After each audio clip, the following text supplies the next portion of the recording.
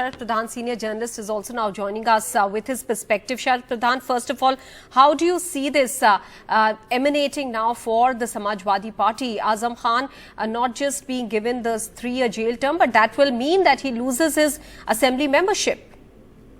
Yeah, but he will have time to appeal against this order. We all know how Azam Khan has been hounded under the BJP regime. There were some 87 cases slapped on him on all kinds of flimsy issues like bicycle theft, goat theft, and whatnot.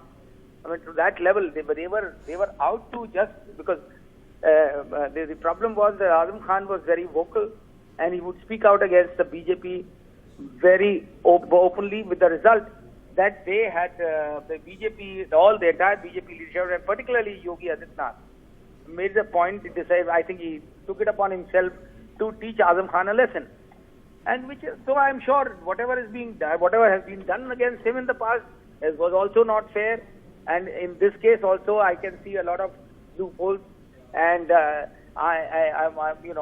and if the matter goes to a higher court, I am sure Azam Khan should be able to get justice. All right. And he was in jail for 2.5 years.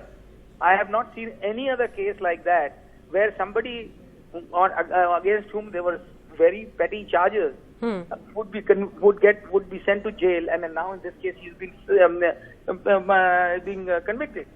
So it makes it very obvious that somewhere there is something missing.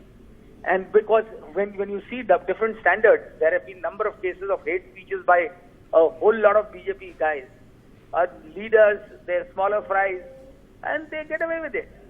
It's only after there's a lot of media noise, there's public outrage that they have been booked. But in this case, this person goes it simply shows that how BJP and sees that its opponents are silenced by whatever means they can use.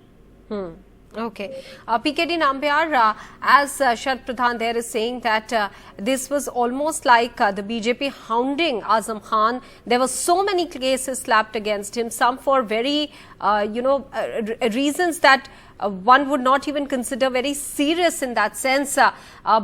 So naturally, the outcome today has been that in one of the cases, he has been handed over a 3-year jail term. How do you respond to this, that the BJP was out to get him? Well, most of the people in India knows that Azam Khan is considered to be a serial offender, and the history of his speeches or the history of his conduct has been in evidence. And Sharat Pradhan himself was talking about he was 2.5 years in the jail. Of course, a political party or a current government or any government can somehow put some kind of a cases against somebody as a political vendetta. I understand. But when senior journalists like Sharat Pradhan criticize the judiciary, which goes absolutely according to the proof of the merit of the case, and if they are granting him either a bail or, for that matter, putting him into the judgment is criticized, not the judiciary. Should not be considered as a... There's a difference. I think I'm criticizing the judgment. I'm saying that I'm criticizing the judgment. I'm not criticizing the judiciary. I have all right. No, I'm saying... So don't twist my words. No, Sharat, just imagine the way you are talking about. You are defending or trying to defend a person like an Azam Khan. You can definitely criticize others too. He may be in the other political party, but then Sharat Pradhan is defending Azam Khan and generalizing that everything what happens in UP or in elsewhere or the opposition parties are all going to be bad. I think that is not at all right. If that is the case, then we will have thousands of cases. He said that Azam Khan is being hounded by the BJP. Neither has he criticized the judgment today, nor has he said that what has happened today is a wrong conviction. He's saying that there are several other cases, almost 90 cases against him. Can I come in here? I'd like to point out another thing. Can I complete my statement? If you permit, I'd like to just add one thing. I'd like to just draw Mr. Nambiar's attention to the fact that there were cases of very serious nature, including attempt to murder and hate speeches against Yogi Adityanath. And I'm an author of his book. I have written a book also. I've highlighted all these things. and he withdrew all his cases against himself by his own order. What double standard? Aren't these double standards? Why don't you go to the court? I think we have a strong judiciary in India. Why Sharat Pradhan is not going to the court and arguing that such a senior person? I'm not a politician. I'm not a politician. I'm neither a politician. No, PKD Nambiar, he's making a point and he's asking you to respond to the double standards. He's saying, aren't these double standards that the same yardstick is not applied? I am of the opinion, anybody whomsoever is getting into a hate speech, that's a different story and a different debate altogether. The hate speech in India is not yet been defined by the parliament. But even though if somebody who is giving whether you call it like a hate speech or an inflammatory speech, which is creating some ruckus in the society, needs to be condemned irrespective of his religion or political affiliation. Having said that, I think I have a strong belief in our judiciary system, and a political party or the political vendetta can put a case or charge somebody or to harass somebody for some time, but at the end of the day, a strong independent judiciary takes the final call. I think today's this particular case we should all welcome. I think this may be a lesson for all, irrespective of the religion, political party. It will be a caution for all of them to mind their words, mind their ways, irrespective of whether it is a BJP or a Congress or that matter any other political party. I think that is the way I look at it.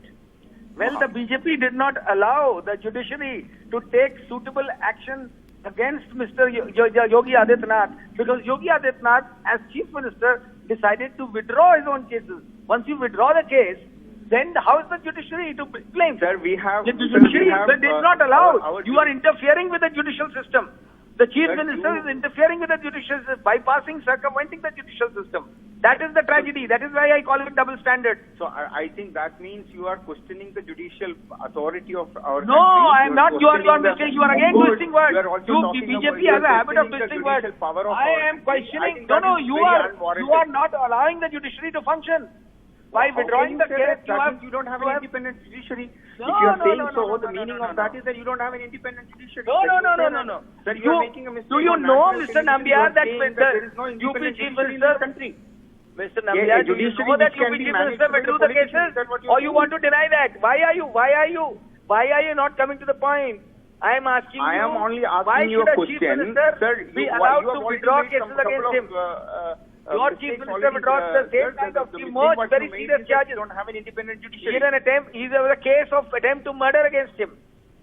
Sir, my question is that why you are saying that double standard? There is a lower court, there is a higher court, there is even an upper court of this country. All right, just a second. I want to just come in now because PKD Nambiar, now the question also arises of the membership for Azam Khan, him losing the membership. Probably, of course, he has been given 1 week to appeal before a higher court. But do you think that will come as a serious setback to the party? I mean, even that one seat important for them right now? It may not be. For an example, when you are in an opposition party and in Samajwadi Party in UP this time around is a strong opposition party, unlike the last time. And losing one, you also will understand that even Sharat Pradhan will understand that in the UP's politics, there is a generation change is taking place or taken place already. Mayawati, Mulayam, or Azam Khan period is over. Now but he has been very vocal against the government, Sharat Pradhan. That is why I'm asking this question. Sharat Pradhan? Sharat Pradhan? Yeah, tell me. The question I'm asking is that since Azam Khan has always been very vocal against the government and Yogi Adityanath in specific, in that context, will his absence in the assembly, even though he's been away for quite some time now, will be a setback to the party? No, I don't think, yes, it may be seen as a setback for some time, but largely, for all you know, it might recoil, because people now, even those who, particularly the Muslim community, which is already being targeted by BJP every now and then, this will give further opportunity to them to go behind Azam Khan and behind the Samajwadi Party, because they can see that this is, if this is a test case, in one case they have succeeded.